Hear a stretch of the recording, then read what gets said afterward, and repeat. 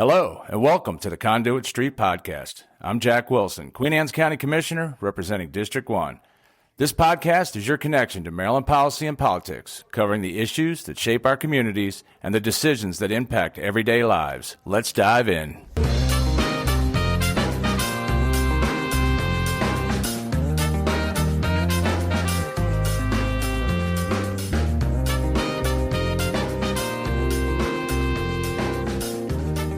Hello and welcome to the Conduit Street Podcast. Kevin Kinnally here with Dominic Butchko, and today we're diving into the latest UMBC poll, really a series of releases over the past few weeks, and we're tracking what Marylanders are thinking about affordability, trust in government, public safety, and quality of life, among other issues. We'll look at how those views compare from the statewide poll in late March to the Baltimore City and County polling in April, and what that tells us heading into the 2026 election cycle. And as always, there's no one better to walk us through the poll than Dr. Mileah Kromer. She is the director of the Institute of Politics at UMBC.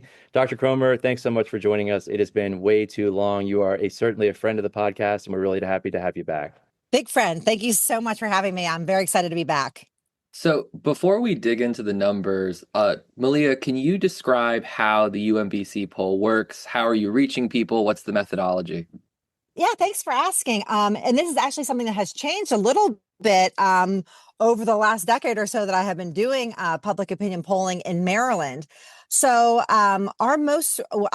this last year, I've made a shift where I'm starting to completely phase out landlines. So I think, as everybody listening probably knows, that most people who have landlines are either sort of older Marylanders, in some rural parts of the state with like the rare places where there's not a lot of cell phone coverage anymore. We still have those folks.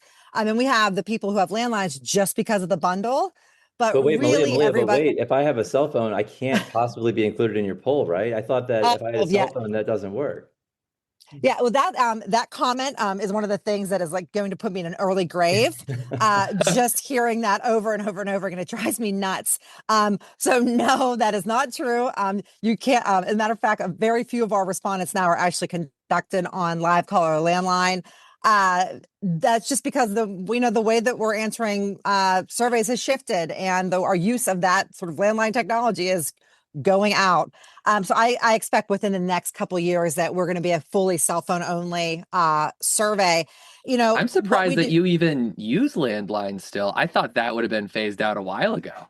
They are fading out though, right? And so especially if you look at the cell phone coverage map of Maryland, there are very few spots now across the state that you don't have that really nice sort of full kind of T-Mobile, Verizon, or whatever map. What a lot of people don't know is like the cell phones, where you tie them to is the billing address. So when you buy a sample of cell phone numbers, it's not necessarily the prefix. It is actually billing address that we're sampling from. So that way we have, again, like a nice stratified random sample that's touching every single part of the state. And now we've incorporated a lot of what we call text to web. And so maybe you were one of the Marylanders who got the text message from us. It will tell you right up front, this is the UMBC poll. And ask if you'd like to answer some questions. And that text to web has been really great for us because anybody under like 45 really would rather just take the poll on their cell phone. People doom scroll the time. And so, listen, if you're going to doom scroll, why not answer a poll? That's my philosophy. Yeah, I like that. I'll get on board with that. I have a weird technical question with that, actually, because AI right now and spam, I mean, like I get spam text messages from all over.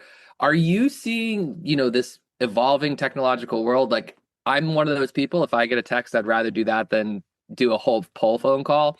But with all this screening, is that impacting your response rate? Yeah, so that has been a problem, not just for our response rate, but it's an industry-wide issue. And it's not just specific to the sort of like text to web area. There's been a declining response rate of live interview callers over time. I think it's around 9% now where that's the level, like 9% response rate. For all the people I call, the people who are working numbers who say yes, it's around 9%. Yeah, and so what you try to do, and at least what I've always tried to do, is I try to put the UMBC stuff up front So like when you get a text message from us, like it is going to tell you up front, this is from the University of Maryland, Baltimore County.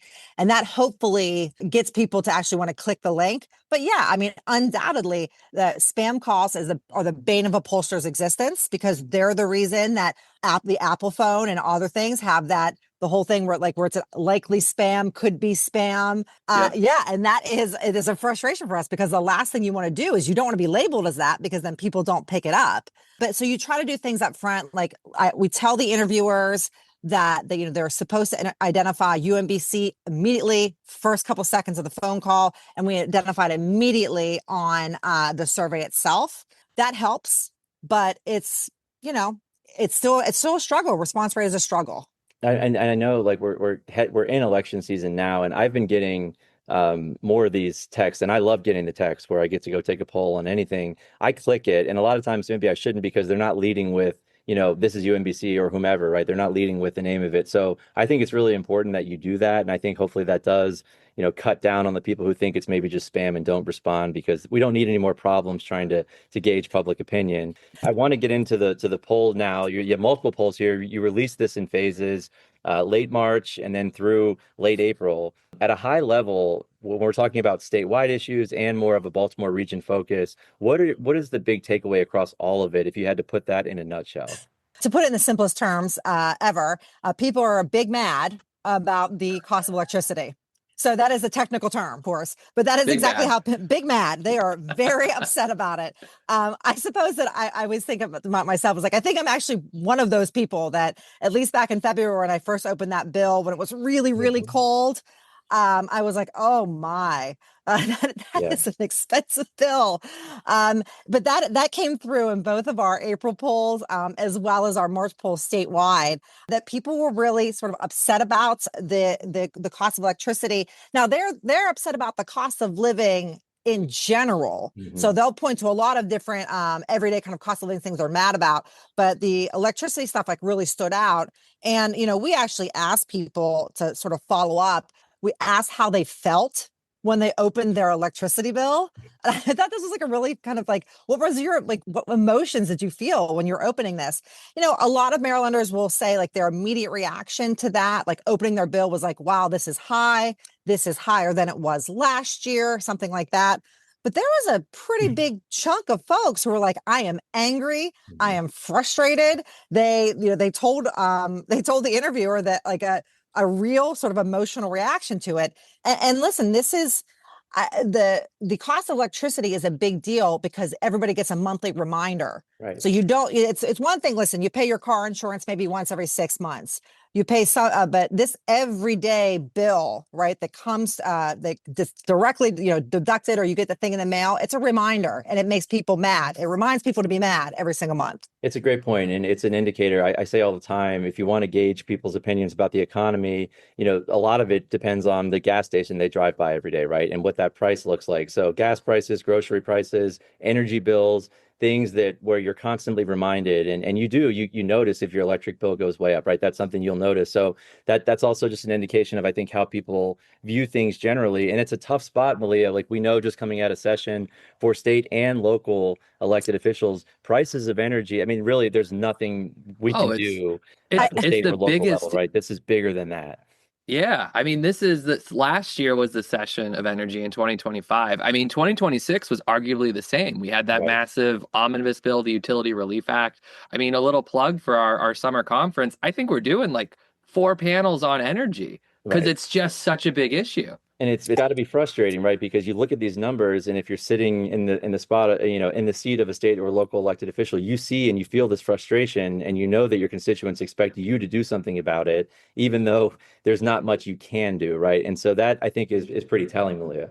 Well, I think about that specifically with our Baltimore City, Baltimore County poll in April. So it, obviously showed up as an issue there, something that that Baltimoreans are concerned about. But there is little that I think that local government can really do to fix the cost of electricity. I mean, but going back, and I just as a interesting side note, I would say the polls are snapshots in time, and there's a lot, like, the outside world can really affect your sort of perceptions. Now, we were in the field with our March poll, and when we were asking folks about whether things were more affordable or less affordable than they were a year ago, gasoline, 71% of folks said it was less affordable than it was a year ago. But this is before the big spike happened. Like, so when we were in the field, we had just started that conflict with Iran.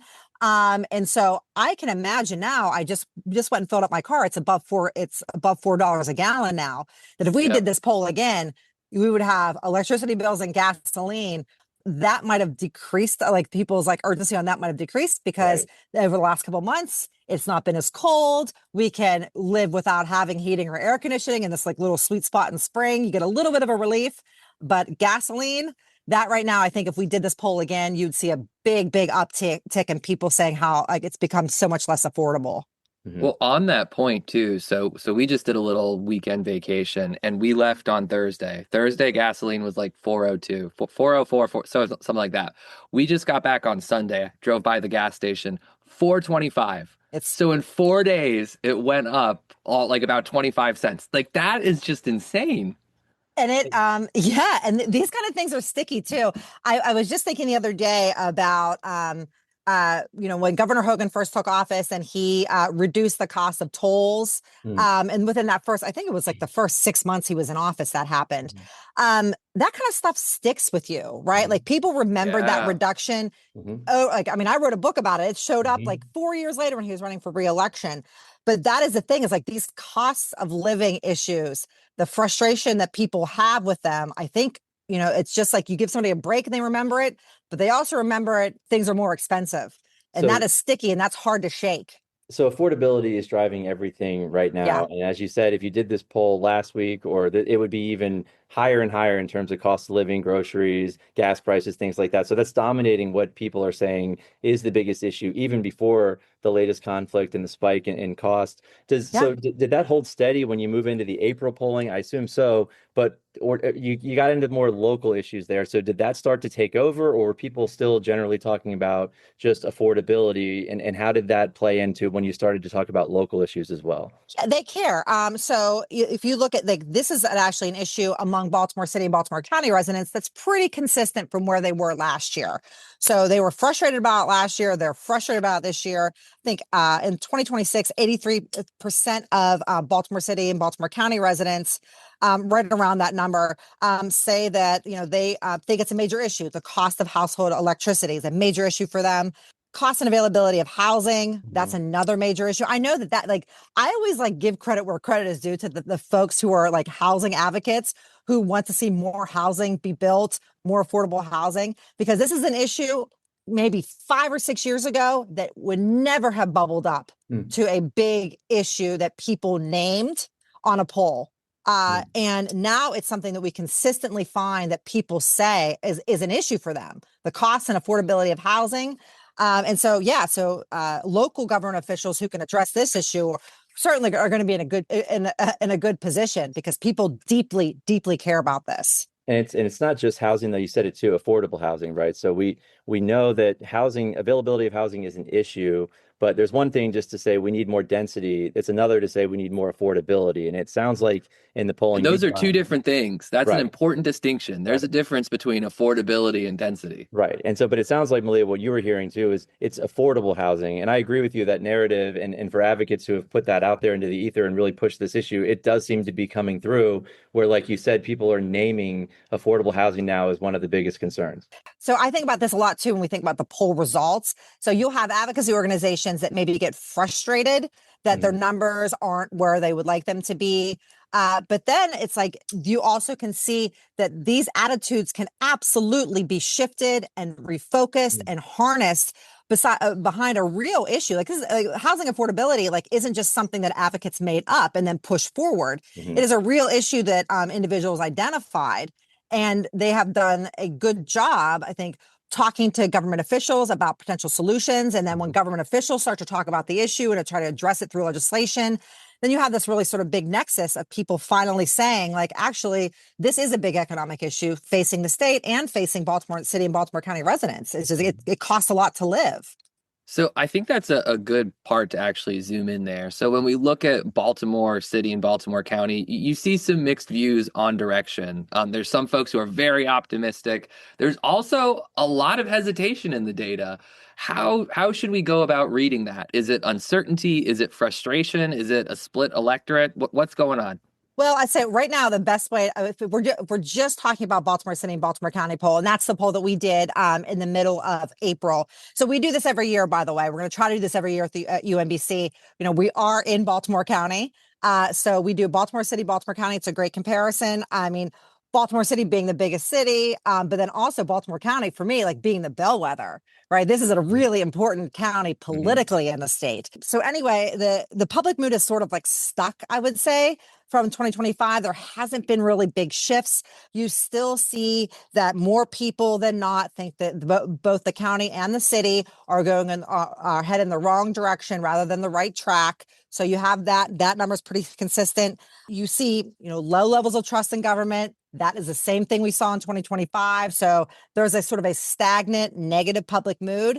What's interesting in Baltimore City is that while there is this clear kind of frustration with the direction, there is more optimism among Baltimore City residents than there is among Baltimore County residents. So Baltimore City folks can say, yeah, I'm frustrated with the way things are going now. I think things are more wrong track than right direction, but I'm optimistic about the future. I still think things are going to get better. And I think that you don't have that same sort of feeling in Baltimore County. They don't have the same sort of level of optimism for the future of the county. But the good news for them, I mean, and this is not a criticism of County Executive Klausmeier at all, but they are right now in a major election. It's going to be a hotly contested primary, at least on the Democratic side. I don't know as much about the Republican side of the race on how that's shaping up quite yet. But yeah, I mean, this is a time I think that the Baltimore County will be making some sort of changes as they move forward, and increasing the optimism for the future is going to be an important thing that the new county executive is going to have to do. Like, you want people to think that the government is doing a good job, to trust the government, think that you're making the right decisions for the people who live there, and then they also think that things are going to continue to get better. Mm-hmm. I think that's the sweet spot where you want to be. And it will be incumbent on whoever wins to try to to breathe some optimism into the county. Yeah. And it is a tough environment right now, generally, right? I think everywhere you look, it's just constant chaos and fires. And even on the local news, I sometimes it just seems like it's all negative, and we're not doing a good enough job of highlighting. But I'm glad to see that there is a lot more optimism. I think we talk about it a lot. And I think we've had this conversation probably every time you come on, and it stands out to me always, trust in government. And this is, like you said, It shows up pretty consistently. A lot of people say they only trust the government some of the time, but at the same time, Baltimore County, Baltimore City, every county in Maryland, they're responsible for delivering these services that people rely upon every single day. So how do you think about that gap? We don't live in fantasy land. We understand there are things that cause people not to trust government. And again, when we're living in the times we're living in, where at the federal level, it's just a disaster. And, all this stuff flows downhill, in my opinion. But what's driving this gap, and what actually helps move the needle in the right direction? You said there's going to be, consequential elections, not only in Baltimore County, but across the state. And that always brings a new opportunity. There's no criticism to the people currently in office. Yeah. I feel like they're doing a great job, but that always brings a new opportunity, right, to engage with people. So is that what needs to happen here, or what helps this move in a better direction in terms of getting people to trust the government? Before you jump into that, I for our listeners, I think this would be some helpful clarity. And when we're talking about trust in government, are we talking about, does your poll look at government as one entity, or does it break it down between federal, state, and local? And do they have different opinions of each? So answer Kevin's question, but can you provide that context too? Yes. So we asked about both.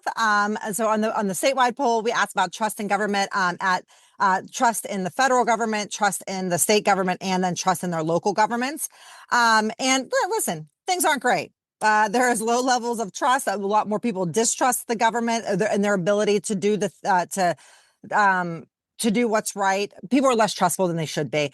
Typically, when we're thinking about sort of the national level down to the local level, historically, even in times when the federal government is not trusted, there are still typically more people who say they trust their local governments than distrust their local governments. Right. And so that has been a new change. That's a nationwide thing. That's not a Baltimore City thing. Right. That's not a Baltimore County thing. And that's not a Maryland thing. That is a national sort of trend that our trust in institutions everywhere, every institution has declined over time. And so Baltimore City and Baltimore County are feeling that. And so what I would say is this is not a good finding to have, right? Like you want people to believe that you can deliver the city services or the county services that people are paying their state and local taxes for you to perform, right? And the social contract, you want them to believe in the social contract. That's why we're here helping our neighbors. That's exactly right. Now, listen, we could go on for that, the larger theoretical reasons for it. But yes, I mean,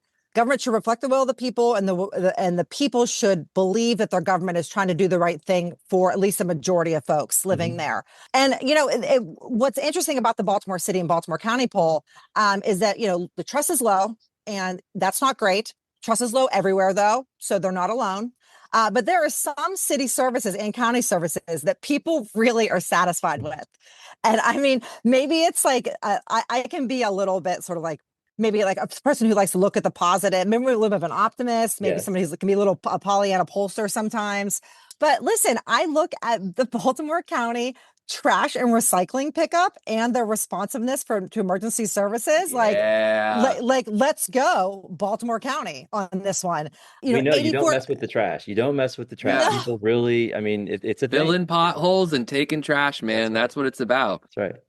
Yes, I mean, and it's the same thing, and also in Baltimore City too. Like listen, Baltimore City takes some flack, right, about litter and garbage and all this. But 64% of Baltimore City residents say they are satisfied with trash pickup. 65% say that they think same thing about recycling, and 54% are satisfied with the responsiveness of the emergency services. So I think both for Baltimore City, Baltimore County, like congrats to these units of government. These are solid numbers, and you should be really proud of them because these are key city services that people care a lot about. Love to hear that. We love to hear that. I like to think. Listen, I'm certainly guilty of like trying to think as like positively as possible about these type of things. But it is important, right? These are essential services, and they're often not think about. But people don't think about them a lot, but they are really important. And if your trash doesn't get picked up, it's a problem, right? So, this you mentioned like this. Across the nation, there's this growing distrust in institutions and in government. And I wonder, Mileah, if it's also driven just by people's displeasure with the parties, right? And you see this surge in independent registration. People are moving toward the middle. And so I wonder if just generally it's more driven by this team red, team blue, and things are so toxic and there's not really a middle ground. People aren't, and you're seeing more at the local level of people working together and all that noise, right? But I wonder how much of this is driven by this toxicity and people are over this team red, team blue, and there's no room to work together. I just think that has to play a role. I don't think there's any question about it that like the type of politics that is sort of played today, and you even see this starting to seep down into the local level in some places where reality was, and this is my favorite adage about state and local government, that there's no Democratic or Republican way to fill a pothole. I love that saying. Yep. I think it's fantastic, and that was true for a long time. But you're even seeing some of the sort of like the more toxic partisan politics are seeping into our sort of everyday things that, the everyday sort of happenings, even with the kind of local government. And that's unfortunate. And I think that is part, that has to have something to do with it, right? Because you become so distrustful of the other team, right? Like it's like not only does the other team have different ideas than you, and I say team because people absolutely view this just like sports. It is huge. It's red team, blue team. That's exactly what happens. And so it used to be a situation where you're like, that's not my team, but I understand that they have a different perception or perspective on the policy solutions than I do. Now it's just like, the other side is dishonest. They're openly out to get me. They don't know what they're doing. They're incompetent. They're this. So that negativity does sort of start to erode the way that we look at each other and the way that we look at people who don't hold the same political beliefs as we do. I mean, it individual level starts to erode. How we look at our friends and neighbors can start to erode. And all of that, I think, creates the situation where a lot of people who don't trust, the local government. And that is the government, I think, that, is the closest to the people and that do the services that people like. Absolutely. And it is, and it's sad to see it going in that direction. I hope that we can shift it in a more positive direction. But I do think that I understand the frustration from a lot of people, and I think it seeps down into local government. That's unfortunate. And Mileah, one thing that pains me in this poll, as I consider myself kind of a nerd when it comes to government stuff. You ask some basic knowledge questions about state government. A lot of people know things like the governor's term, or they can talk about that they understand that the state doesn't have a great budget situation right now. But once you get into things like legislative session, party makeup, the numbers drop off very quickly. As a dad to a kindergartner who's starting to learn about Lincoln and Washington, and she comes telling me about the president, my daughter, she knows there's a 90-day session. She knows these things, but that's because her dad is a nerd. But I do worry when you ask these basic knowledge questions about state government and people just seem to have no idea. I don't know if it's because they're not paying attention, they don't care. What does that tell us, Mileah? How much people are actually paying attention to their state and local government? Because they seem to distrust it a lot, but maybe it's hard to see that people don't know some of the basic stuff. Thanks for bringing this up. This was so I created this battery of 5 questions, and I picked these questions purposefully of it's things that I had heard in the news. So if you were a news consumer, you would have heard them, the news reporter or somebody say this. So Right. For example, we are in election season, right? We know that Governor Moore just served the 4-year term. That was one of the questions. Whether the state government was in a budget deficit or budget surplus was one of the questions. And, what did we hear at the beginning part of session? Budget deficit, budget deficit, budget deficit over and over and over again. And then one of the questions was for people to name the number of Republican seats in Maryland's U.S. House delegation. Well, we talked at the beginning part of the session a lot about the single district on the Eastern Shore that could possibly be redistricted away from a Republican seat to a Democratic seat. That was a top of, big news. And then every time we talk about the Maryland General Assembly during session, almost nearly every single news report will say the 90-day legislative session. It's repeated all the time. And then the hardest one of the question that the least amount of people got right was the share of seats. And so the correct answer, it's 72%, but it's so if you pick anywhere between 71 and 80%, you got the right pick for that. The reason that, I think I was hoping that more people could get this right is because we always talk about the veto-proof majority the Democrats have. So all of these questions, you're right. Across the board, people don't do so great on this Maryland politics quiz. Now, I'm sure that your your listeners will be like, of course I know all these questions. Of course you do. We hope but so. Yeah, I would hope so too. I would really, really hope so.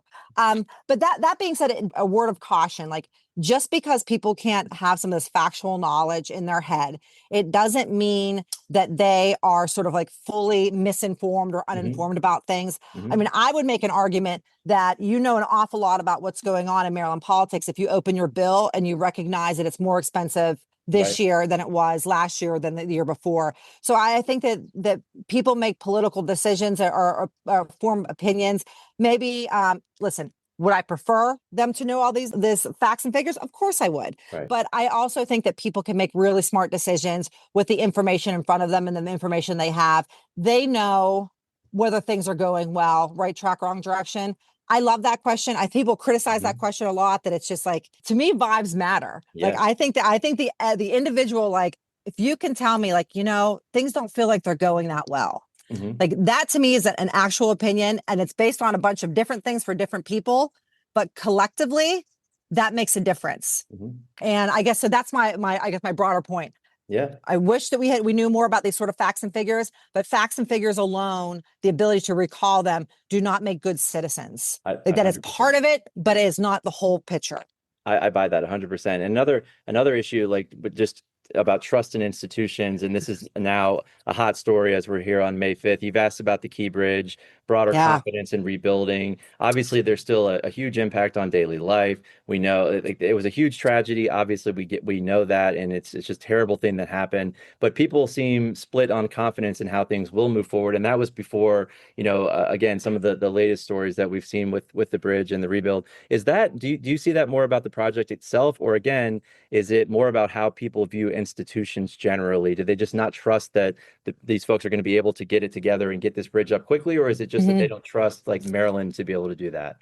I don't think it's Maryland specific, but Right. the trust in institutions is across the country. But yeah, I mean, if you don't trust government, then you certainly are not going to trust government to rebuild something as an important piece of infrastructure like the Key Bridge. And what we've seen is confidence has certainly declined. So we asked the same question last year, when it was 1 year out. Now we're 2 full years out. And this obviously happened after our poll, but you had the recent news that they are going to pick a different construction firm to head up the rebuild. Before we were even in the field, there was sort of news that 2030 was the new goal. There were some things holding it up. There is some certainly conflict between the state government and the federal government, which is foundational, by the way. Like if the federal government isn't stepping in, that's game over for us there. Like that's the whole game. I mean, it really is. It's like a state cannot do this by themselves, right? No state can do this by themselves. It doesn't matter if, Governor Moore is a Democrat or if Governor Moore is a Republican. It has nothing to do with that. It has everything to do with you have to have a really, strong working relationship with a federal government who is motivated to actually get this work done. I think that people are not confident, and people continue to express concern regarding how much of an impact it's had on the Baltimore metropolitan region. People recognize that it's, a big impact on life here. I mean, and even if your personal sort of economic livelihood is not tied to the industries that are, in that part of Baltimore County, that's one thing. But there's people who I would tell you, even on my daily commute from UMBC driving back home to Federal Hill, that traffic is worse now because there's not the other option to go the other way. That option is now gone. Right. And so that is, that has a large effect as well. So, yeah, I mean, people are frustrated. They don't think they're not confident anymore. And they continue to express that it has 47% of Baltimore City residents, 64% of Baltimore County residents say it has impacted life to a great deal. And that's a big number. So moving on to public safety now. So perceptions don't always line up with clear trends. How do you think about the gap between how people feel and what the actual data shows?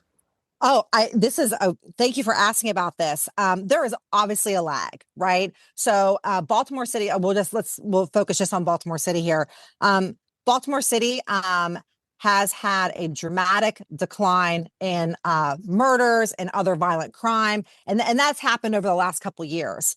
This is the first time on a poll. And, I went back and looked. So not only just the polling that sort of done at UMBC, but when I was at my previous institution and we did some partnership polling with the Baltimore Banner, if you go back and look, the amount of people who say that crime has gotten worse, that number has finally come down in Baltimore City. So now you have more people saying that crime is the crime has been reduced rather than getting worse. That is the first time I've seen this. And so that's actually a really good finding for Baltimore City, that finally you have, people saying that things are getting a little bit better regarding crime.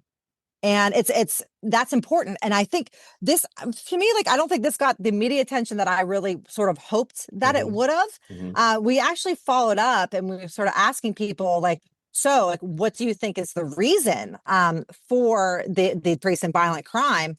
And people are pretty mixed. So there certainly is a little bit of, back and forth between State's Attorney Ivan Bates and then Mayor Brandon Scott. And what our poll finds is 44% of folks, when you ask them what is behind this decline in crime, they're going to say it's a mix of both of their approaches. 21% are going to credit Mayor Scott's approach, and 12% exclusively say it is the tougher sentences for gun crimes and repeat offenders that's really driving it down. So it's, the overall perception to me is people feel the reduction of crime in Baltimore City. And they look at city leadership and they think that a plurality of folks are saying it's both. Yeah, it's both this sort of harsher sentences and community-based interventions.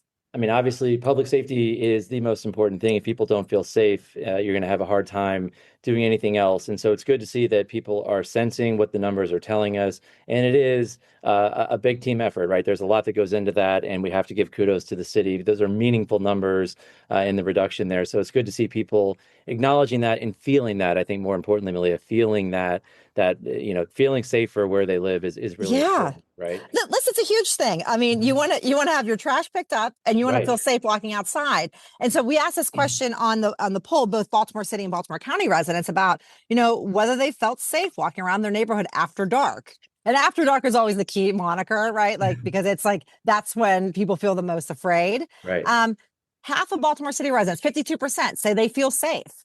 So unlike, listen, there is certainly some detractors about Baltimore City. They love to push the crime narrative, the unsafe, that. But Baltimoreans in general, like more than half feel safe. Now, you want to have that number as high as you possibly can. We want people from across the city in every neighborhood to feel safe. But that's not a bad sort of place to start, right? More than half. But listen, Baltimore is a major urban area. And not only that, it has a unfortunate sort of perception that it's unsafe here. And those perceptions do matter, right? So Baltimore City, the leaders here they are running against not only the real statistics, like the real crime numbers, but they're also running another race against perception. So they have to beat both. And as always, I'll tell people, go to Baltimore. It's a great city. And I was just there with my kids at the aquarium, the Orioles. Like, there's so much good that doesn't get talked about. So, Mileah, that is also good to hear. But if you want to talk about Baltimore, you need to go to Baltimore and don't just believe all the narrative out there, right? So let's shift a little bit. One thing I did like about the April release, people tend to like their neighbors more than they agree with them politically. And what that says to me is that shared values still matter. And as we've talked about all of these other things so far, that seems really important, like a really important finding right now, Mileah. Yeah. So we asked people, I really like this question too. And I would say that is like the blessing of being able to do for UMBC sort of supporting this type of work is that, I can do things other than just the horse race and just favorability ratings. You can ask these kind of interesting questions about what do you think about your neighbors? And so we asked, both on our March poll, we asked a question about who you trust. And obviously nobody trusts government, but people do, at least half of them do trust their neighbors, which is good. It's certainly not as high as I'd hope it would be. You'd want it to be more closer to 70, 80%, but still, it's still good. And then we asked people in Baltimore City, Baltimore County, what they thought about their neighbors. And, over half say that their neighbors, the people in their neighborhood, care about the neighborhood and the people living there. And that is, I think that's a solid finding. Another, about half of people also say their neighbors are honest and trustworthy. So would we like that to be higher? Sure. But it's still, the fact that all or most of their neighbors, they're saying half of people say that all or most of their neighbors care about the neighborhood and are trustworthy. That's not nothing, right? That's something. And then, there's in Baltimore City, only 31% say they have the same political views, which I don't know about that, because Baltimore City is really really heavily. I don't know about that. I don't know about that one, but all or most having the same political views as you, 31%. 30. It's only 18 in Baltimore County, which makes sense because it's much more politically diverse. 38% of people say that all or most of their neighbors have the same values as them. So 38 or 36 in Baltimore City and Baltimore County, respectively. And then reflecting more some of the racial diversity in Baltimore City and Baltimore County is that 40% of Baltimore City residents say that their neighbors have the same race or ethnicity as them versus 33% in Baltimore County. Obviously, I think that Baltimore County is more racially diverse regarding the sort of proportion of Black, white, Hispanic, and everybody else. So you also get into some other really interesting stuff around regional identity, food, sports, culture. Those numbers were pretty strong across the board as well. Yeah, those are my feel-good numbers. Yeah. And honestly, like I look back at the collective of this poll, both polls in the spring, and it's like I honestly don't like to be the bearer of bad news, but sometimes you have to be the bearer of bad news. And this part of the poll, fortunately, we got to talk about things that people like versus all the things that they distrust and dislike, which is nice. Nice change of pace. Yeah. And listen, Orioles, Ravens, Old Bay seasoning. I was just gonna say Old Bay, we love it. Politicians, not Mileah, so much. On Old Bay, is that tell us about the trend line there? Is that just been rock solid consistent across all your time polling in Maryland? Every time you ask that question? I asked about Old Bay seasoning probably 5 or 6 years ago at a statewide poll, and it's one of these things that hey, listen, it's you don't get a lot of national media attention when you're doing statewide polling in Maryland. Like we're not a swing state. But for whatever reason, the Old Bay seasoning numbers got picked up in random places. I get it. I mean, it's just one of these kind of like weird Baltimore iconic things. And honestly, it's fun to ask these questions because the stereotype of Maryland or Baltimore is that everybody likes Old Bay seasoning. Well, it turns out the stereotype is absolutely correct. It's based in fact. Everybody does like it. 88% of people in Baltimore County have a favorable opinion of Old Bay. 85% of Baltimore City residents, 86% of Baltimore County residents have a favorable opinion of the Orioles. This was before the season really started. 82% among Baltimore City residents. I say that as a joke because people still love their hometown team. I think I would not call Baltimoreans fair weather fans. No. They stick by the team whether things are going great or things are going not so great.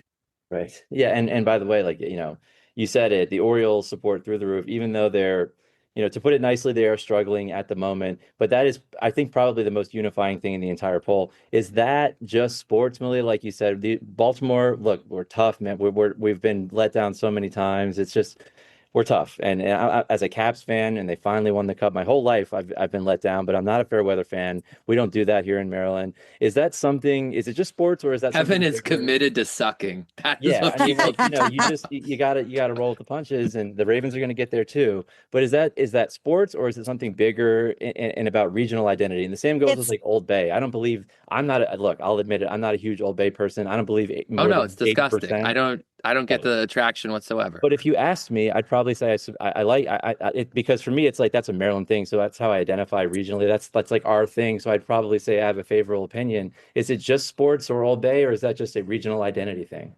It's a hometown team kind of thing. It's both. I would say it's both. Like, listen, there's we asked about the Baltimore Orioles in our March poll, sort of statewide. And people, statewide have a favorable opinion of them. They think they view themselves as more Baltimore Orioles fan than sort of anything else.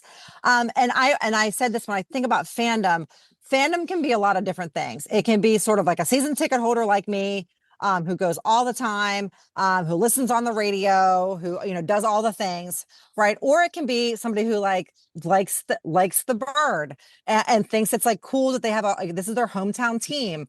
And they may not know anything about Pete Alonso. They may not know anything about, Rico Garcia, who's my new favorite player. They may not know who these people are, but they know it's their hometown team and they care about their hometown. And I think that's important too. I would say, but if I was a Baltimore Orioles executive, my goal would be to turn all of these sort of I like the bird fans to somebody who wants to buy a ticket to go perhaps see that bird in person. Well, and you just said it. You just said your new favorite player. But if you're going to the game today, if they were in Baltimore today, what jersey are you wearing?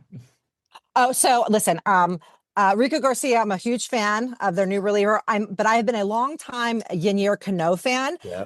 And I got him I went to spring training this year and I was able to convince him to sign my Ynier Cano jersey. So I was very excited about it. I was like a little kid getting an autograph. Nice. And so unfortunately the rule is so once you get it signed, I'm not wearing it to the game anymore, obviously. So I'm going to have to get it. I think I'm going to get a Cano, the new City Connects and the Cano, and then so he signed the old City Connect. So I'm going to get that sort of framed and put on the wall. He's having a heck of a season again, which I'm really happy about. So the relievers are doing great. And the City Connect, by the way, I think if you pull those are a really sick uniform. I think people would love the City Connect, and that's more of an identity thing too. Of like we love those jerseys because it's Baltimore. I love the city. I mean, listen, I think this is Me too. I love them. I think they're cool. I bought a cool bucket hat this year with the City Connect stuff. Nothing cooler than a bucket hat, Mileah. Nothing cooler than a bucket. Yeah, there's nothing cooler than being middle-aged and wearing a bucket hat. Like that's really the peak there. Totally. But yeah, I mean, I think it's yeah. So I got a chance to meet Rico Garcia's dad at a spring training game. And his family's delightful. His dad was lovely. And it's you you can't help but root for the guy who has put in some serious service hours. Never really rose to like Rico Garcia has never been like the center of attention sort of player. And so I would think it's really great to see somebody like that sort of like catch on and do really well. Yeah. He's hard not to root for. I love it. So let's move on a little bit before we close back to some like nerdy mechanics conversation. So okay. We talked a little bit about, there's multiple ways to do polling. It's not just landlines. You're getting the text messages now. What a time to be alive. But the other thing we didn't really discuss, I want to drill in on, is margin of error. And I think I'm going back to my undergrad days learning about polling and margin of error and how dramatic it could be. And so plus or minus 3 or 4%. Some polls, I mean, it could be double digits. What does that actually mean in plain terms when you're reading a poll? What's the margin of error? So when you think about the margin of error, it is just like how much plus or minus. So if the margin of error is 3 points, and Governor Wes Moore's approval rating is 48%. That means it could be as high as 48, 49, 50, 51, or it could be as low as 48, 47, 46, 45. So just think about it as just like a range of possible attitudes, like somewhere in that range. And that's because people are messy. Listen, margin of error is obviously a statistical thing, but I think the margin of error is particularly important on this type of polls, because it's a range of attitudes. When I say a 48% approval rating, I really mean somewhere in that, I really mean around 50-ish, like some of this ballpark, right? That's what you're really saying. Anybody who tells you it's 52.5%, right, that is false precision. That is not, it's I would say it's a picture, it's a snapshot in time, but the picture is sometimes a little bit blurry. Mm-hmm. Mileah, so I think generally, it's a good question about margin of error and what it means. So if you're looking at a poll and it's 3 to 4%, which I feel like is kind of standard, and if you look at another poll and it's 9 to 11, should you consider the first poll as way more accurate, better polling than the other one, or is that just it could happen sometimes? Yes, no. The margin of error is a function of the sample size, and so if you have a sample size that's giving you a margin of error of almost double digits, your sample size is too small. Mm-hmm. You can't make any sort of real generalizations from that. So, and that's why I always caution people when you're looking at the crosstabs, right? So some people will zero in on this sort of one finding with one subgroup, and then they make a lot of hay about it. But it really isn't you have to be careful to focus on that much, because the margin of error in those subsamples, can tick up pretty high. And I'm going to give you an example. And this is another methodological issue that I think that people should think about. So I asked people, if they approved or disapproved of the job Governor Moore was doing, and then we followed up and asked them why. And so if you think about the subsample there, right? So it's not just the 800 people overall who answered the poll. It is it's the 48% of people who approved of the job he's doing. Those folks are the only people who got asked why you approve. And then even within the smaller subcategories, right? So that is just, it's important to think about it that way. And, and I will say this also about coding the open ends. So we asked this question, do you approve or disapprove of Governor Moore, and then why? And then I had to categorize all those responses. And so, you have to make a decision, how you make the buckets. Mm-hmm. So what goes in each bucket? And so I made a bucket that was issues with, people who disapproved of him said something with fees and taxes and those types of things. That was the biggest bucket. And then there was another bucket who said a whole list of things they just really didn't like the guy, or he's distrustworthy like all politicians, or, any of the kind of it's a broader negative attitude. It does not mean that attitude is held by everybody across the state. It means among disapprovers, those who offered a reason for their disapproval, they were their reason was categorized into a different bucket. And so I just thought that I think that that's important to remember that, yes, please do look at the margin of error. Please look at the size of the subsample, and not to, go too hard on like one single result driving your whole narrative, to try to look at the poll as a big picture rather than like a singular attitude of one subgroup. It is all fascinating. I'm having like PTSD thinking back to like SPSS with Dr. Forcier, who, by the way, is a great professor at UMBC. And she really is. She really is. So, but it's a whole thing, and it is fascinating to think about the math and how it all works. And I'll ask you just one last question, Mileah. What is the hardest part right now? Is it getting responses? We've talked about landlines and cell phones and people thinking everything is spam. Is it designing questions, trying to really hone in on, and there's so much going on, like how do you design the perfect question? Or is it just interpreting everything and making sense of it all? What's the hardest part of your job right now? Or is it prediction markets? Because you have to compete with that now. Oh no. We could do a whole pod on that. Yeah. I luckily, we contract out a professional call center who now collects the data. So I no longer have to sit in my office and worry all week, which is what I used to have to do. And it was, that made it the worst, because you would just watch the students try to conduct the interviews, and they were doing a great job, but you're like, are we going to be able to hit our goal for the week? What happens if we don't? Because you have to collect it during, a standard public opinion poll was 5 to 7 days in the field. So that is a real concern. I think for me, the hardest part of my job, recently has been, I love to ask open-ended questions because it gives people an opportunity to put what they think in their own words. But man, coding the open ends is tough. That is a tough part of the job. I have a team of student researchers, and, we try to do intercoder reliability. But but you make judgment calls, and I hate to make those kind of judgment calls, right? Because I know that our results get a lot of media attention. So I feel it's really, I really do take that personal responsibility to heart, that I want to make sure that I'm putting out a product that's really accurate. And so, that's probably the hardest part for me. I actually love writing the survey questions. That is not a hard part for me. And I think that is probably of all the, I think all pollsters are good at different parts of the job. I think I'm particularly good at that part of the job. Yeah, well, I know here at Mako, the Conduit Street Podcast, you are the #1 pollster, the #1 vibe checker for Maryland, and all the great work that you do. We always appreciate you coming on. Dom, any last question from you or thoughts as we wrap things up with Dr. Kromer? No, this has been a great interview. I'm surprised that, 82% of people like Old Bay. I knew it would be north of 50, just 80 is a lot. It's a lot. It's actually 85% in Baltimore City and 88% in Baltimore County. Wow. So people are super into Old Bay. They are, again, mad about the direction of the state. Love this combination of paprika and spices. But hands off my Old Bay. Yes. We love our Old Bay. So Mileah, as always, we really appreciate you walking through all of this. Again, you are the consummate vibe checker for the state. Where can people find the UMBC poll, keep up with your work? Of course, we'll link all the appropriate links on our show notes, but tell people how to keep up with you and the poll. Go to politics.umbc.edu and you can sign up for our mailing list.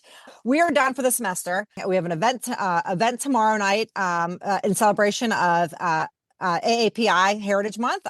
Lieutenant Governor Aruna Miller is giving a keynote, and Delegate Mark Chang he's a UMBC alum, has arranged this really awesome panel that we're going to talk about Asian American voters here in the state. And that is it then. And then the semester happens. And then I will do all the sort of like nuts and bolts planning work over the summer. And then we will pick back up sometime in probably late September, early October, and take a check-in on that election. But I am very, very much looking for, the students are ready to graduate, and I'm excited for them. Yeah, and hopefully the Orioles can pick it up a little bit, and that can be more exciting, Mileah. But your work is, I think, more important now than ever. So again, we know you're busy, and we really appreciate your time. All right, thanks for having me on, guys. All right, Dr. Mileah Kromer, if you enjoy the podcast, please go ahead and subscribe. That way, all these episodes will be sent directly to the device of your choice. As always, you can follow along on social media, Facebook, Twitter, and then, of course, follow the Conduit Street blog. But for Dr. Kromer, for Don Butchko, and for our esteemed producer, Chantal Malcolm Lim, this is Kevin Kinnally signing off for now, and we will talk to you soon.